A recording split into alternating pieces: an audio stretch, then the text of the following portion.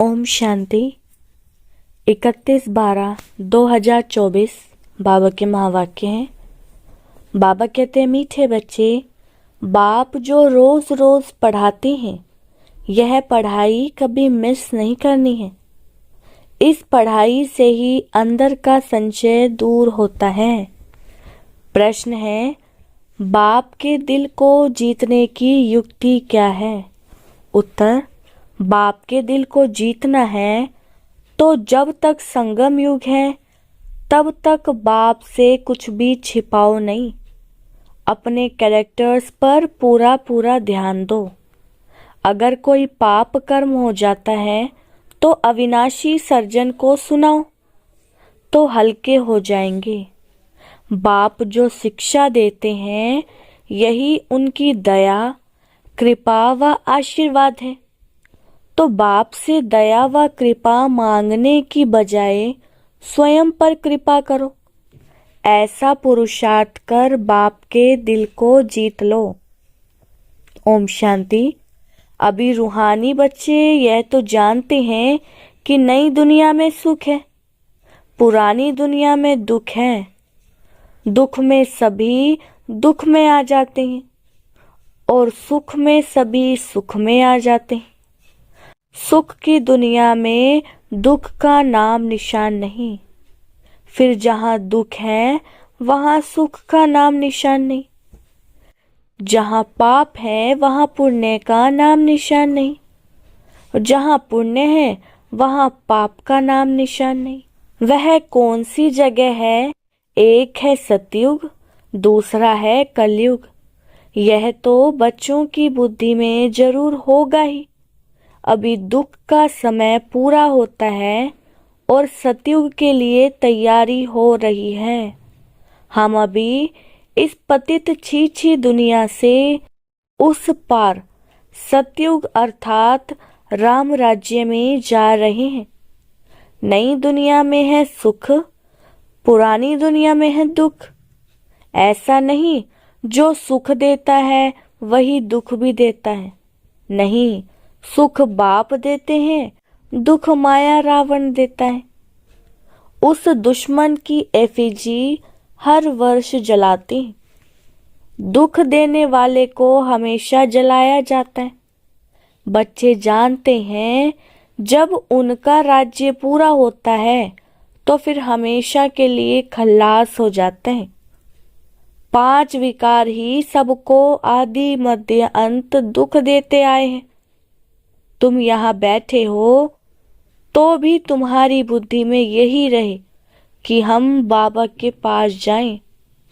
रावण को तो तुम बाप नहीं कहेंगे।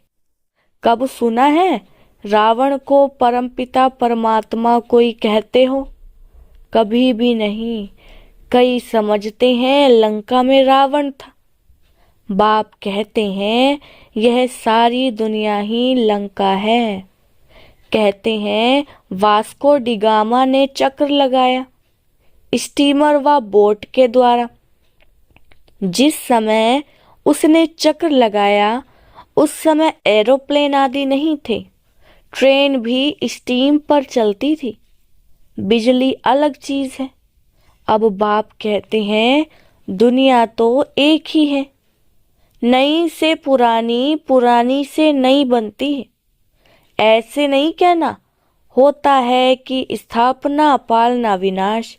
नहीं, पहले स्थापना फिर विनाश, बाद में पालना। यह राइट अक्षर है। बाद में रावण की पालना शुरू होती। वह झूठी विकारी पतित बनने की पालना है जिससे सब दुखी होते हैं। बाप तो कभी किसको दुख नहीं देते। यहाँ तो तमो प्रधान बनने के कारण बाप को ही सर्वव्यापी कह देते हैं। देखो क्या बन पड़े। यह तो तुम बच्चों को चलते फिरते बुद्धि में रहना चाहिए। है तो बहुत सहज, सिर्फ अल्प की बात है। मुसलमान लोग भी कहते हैं उठकर अल्लाह को याद करो। खुद भी सवेरे उठते हैं। वह कहते हैं अल्लाह व खुदा को याद करो। तुम कहेंगे बाप को याद करो। बाबा अक्षर बहुत मीठा है, अल्लाह कहने से वर्षा याद नहीं आएगा, बाबा कहने से वर्षा याद आ जाता है। मुसलमान लोग बाप नहीं कहते हैं, वह फिर अल्लाह मियाँ कहते हैं, मियाँ बीबी। यह सभी अक्षर भारत में हैं। परमपिता परमात्मा कहने से ही शिवलिंग याद आ जाएगा। यूरोप वासी लोग गॉड फादर कहते हैं, भारत में तो पत्थर भित्तर को भी भगवान समझ लेते हैं। शिवलिंग भी पत्थर का होता है। समझते हैं इस पत्थर में भगवान बैठा है। भगवान को याद करेंगे तो पत्थर ही सामने आ जाता है। पत्थर को भगवान समझ पूजते हैं। पत्थर कहाँ से आता है? पहाड़ों के झरनों से गिरते गिरते गोल चिकना बन जाते हैं, फिर कैसे नेचुरल निशान भी बन जाते हैं। देवी देवताओं की मूर्ति ऐसी नहीं होती है। पत्थर काट काट कर कान, मुंह, नाक, आँख आदि कितना सुंदर बनाते, खर्चा बहुत करते हैं। शिव बाबा की मूर्ति पर कोई खर्चे आदि की बात नहीं। अभी तुम बच्चे समझते हो, हम सो देवी देवता चैतन्य में खुद बन रहे हैं। चैतन्य में होंगे तब पूजा आदि नहीं होगी। जब पत्थर बुद्धि बनते हैं तब पत्थर की पूजा करते हैं। चैतन्य है तो पूज्य है, फिर पुजारी बन जाते हैं। वहां न कोई पुजारी होते, ना ही कोई पत्थर की मूर्ति होती, दरकार ही नहीं। जो चैतन्य थे उनकी निशानी यादगार के लिए पत्थरों की रखते हैं। अभी इन देवताओं की कहानी का तुमको मालूम पड़ गया है कि इन देवताओं की जीवन कहानी क्या थी।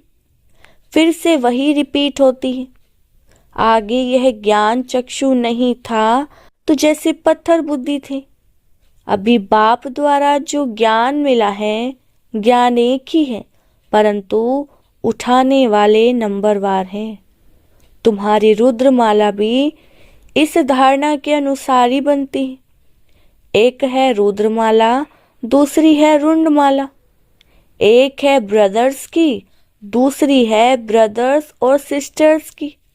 यह तो बुद्धि में आता है। हम आत्माएं बहुत छोटी छोटी बिंदी मुआफिक हैं। गायन भी है, भ्रिकुटी के बीच चमकता है अजब सितारा। अभी तुम समझते हो, हम आत्मा चैतन्य हैं। एक छोटे सितारे मिसल हैं, फिर जब गर्भ में आते हैं तो पहले कितना छोटा पिंड होता है, फिर कितना बड़ा हो जाता है। वही आत्मा अपने शरीर द्वारा अविनाशी पार्ट बजाती रहती है। इस शरीर को ही फिर सब याद करने लग पड़ते हैं। यह शरीर ही अच्छा बुरा होने के कारण सबको आकर्षित करता है। सत्युग में ऐसे नहीं कहेंगे कि आत्म अभिमानी बनो, अपने को आत्मा समझो। यह ज्ञान तुम्हें अभी ही मिलता है, क्योंकि तुम जानते हो अभी आत्मा पतित बन पड़ी। पतित होने कारण जो काम करती है वह सभी उल्टा हो जाता है। बाप उल्टा काम कराते, माया उल्टा काम कराती है। सबसे उल्टा काम है बाप को सर्वव्यापी कहना। आत्मा जो पार्ट बजाती है वह अविनाशी है, उनको जलाया नहीं जाता, उनकी तो पूजा होती है। शरीर को जलाया जाता है। आत्मा जब शरीर छोड़ती तो शरीर को जलाते हैं। आत्मा दूसरे शरीर में प्रवेश कर जाती। आत्मा बिगर शरीर 2-4 दिन भी नहीं रख सकते हैं। कहीं तो फिर शरीर में दवाइयां आदि लगाकर रख भी लेते हैं, परंतु फायदा क्या। क्रिश्चियन का एक सेंट जेवियर है, कहते हैं उसका शरीर अभी भी रखा हुआ है। उनका भी जैसे मंदिर बना हुआ है। किसको दिखाते नहीं है, सिर्फ उनके पाँव दिखाते हैं। कहते हैं कोई पाँव छू लेता है तो बीमार नहीं होता, पाँव छूने से बीमारी से हल्के हो जाते हैं। तो समझते हैं उनकी कृपा। बाप कहते हैं भावना का भाड़ा मिल जाता है। निश्चय बुद्धि होने से कुछ फायदा होता है, बाकी ऐसे हो तो ढेर के ढेर वहां जाए, मेला लग जाए। बाप भी यहाँ आए हैं, फिर भी इतना ढेर नहीं होते। ढेर होने की जगह भी नहीं है। जब ढेर होने का समय आता है तो विनाश हो जाता है। यह भी ड्रामा बना हुआ है, इसका आदि व अंत नहीं है। हाँ, झाड़ की जड़जड़ीभूत अवस्था होती है, अर्थात तमो प्रधान बन जाता है, तब यह झाड़ चेंज होता है। कितना यह बेहद का बड़ा झाड़ है। पहले वे आएंगे जिनको पहले नंबर में जाना है, नंबरवार आएंगे। सभी सूर्यवंशी तो इकट्ठे नहीं आएंगे, चंद्रवंशी भी सभी इकट्ठे नहीं आते, नंबरवार माला अनुसार ही आएंगे। पार्टधारी सभी इकट्ठे कैसे आएंगे? खेल ही बिगड़ जाए। यह खेल बड़ा एक्यूरेट बना हुआ है, इसमें कोई चेंज हो नहीं सकती। मीठे मीठे बच्चे जब यहाँ बैठते हो तो बुद्धि में यही याद रहना चाहिए। और सत्संगों में तो और बातें बुद्धि में आती हैं। यह तो एक ही पढ़ाई है जिससे तुम्हारी कमाई होती है। उन शास्त्रों आदि को पढ़ने से कमाई नहीं होती। हाँ, कुछ ना कुछ गुण अच्छे होते हैं। ग्रंथ पढ़ने बैठते हैं तो ऐसे नहीं सभी निर्विकारी होते हैं। बाप कहते हैं इस दुनिया में सभी भ्रष्टाचार से पैदा होते हैं। तुम बच्चों से कई पूछते हैं वहां जन्म कैसे होगा? बोलो वहां तो 5 विकार ही नहीं। योग बल से बच्चे पैदा होते हैं। पहले ही साक्षात्कार होता है कि बच्चा आने वाला है। वहां विकार की बात नहीं। यहाँ तो बच्चों को भी माया गिरा देती। कोई कोई तो बाप को आकर सुनाते भी हैं। सुनाएंगे नहीं तो 100 गुना दंड पड़ जाएगा। बाप तो सभी बच्चों को कहते हैं कि कोई भी पाप कर्म हो जाता है तो बाप को झट बताना चाहिए। बाप अविनाशी वैद्य है। सर्जन को सुनाने से तुम हल्के हो जाएंगे। जब तक संगम युग है तब तक बाप से कुछ छिपाना नहीं है। कोई छिपाते हैं तो बाप के दिल को जीत नहीं सकते। सारा मदार पुरुषार्थ पर है। स्कूल में आएंगे ही नहीं तो कैरेक्टर कैसे सुधरेंगे? इस समय सबके कैरेक्टर्स खराब हैं। विकार ही पहले नंबर का खराब कैरेक्टर्स है। इसलिए बाप कहते हैं बच्चों, काम विकार तुम्हारा महाशत्रु है। आगे भी है गीता का ज्ञान सुना था तो यह सभी बातें समझ में नहीं आती थी। अब बाप डायरेक्ट गीता सुनाते हैं। अभी बाप ने तुम बच्चों को दिव्य बुद्धि दी है तो भक्ति का नाम सुनते हंसी आ जाती है कि क्या क्या करते थे। अभी तो बाप शिक्षा देते हैं, इसमें दया कृपा व आशीर्वाद की बात होती नहीं। खुद पर ही दया कृपा व आशीर्वाद करनी है। बाप तो हर बच्चे को पुरुषार्थ कराते। कोई तो पुरुषार्थ कर बाप के दिल को जीत लेते, कोई तो पुरुषार्थ करते करते मर भी पड़ते। बाप तो हर बच्चे को एक जैसा ही पढ़ाते। फिर कोई समय ऐसी गुइयां बातें निकलती हैं जो पुराना संशय ही उड़ जाता है, फिर खड़े हो जाते। इसीलिए बाबा की पढ़ाई कभी मिस नहीं करनी चाहिए। मुख्य है बाप की याद, दैवी गुण भी धारण करने। कोई कुछ छी बोले तो सुना अनसुना कर देना चाहिए। हियर नो इविल, ऊंच पद पाना है तो मान अपमान दुख सुख हार जीत सब सहन जरूर करना है। बाप कितनी युक्तियां बतलाते हैं, फिर भी बच्चे बाप का भी सुना अनसुना कर देते हैं तो वह क्या पद पाएंगे? बाप कहते हैं जब तक अशरीरी नहीं बने हैं तब तक माया की कुछ ना कुछ चोट लगती रहेगी। बाप का कहना नहीं मानते तो बाप का डिसरिगार्ड करते हैं। फिर भी बाप कहते हैं बच्चे सदा जीते जागते रहो और बाप को याद कर ऊंच पद पाओ।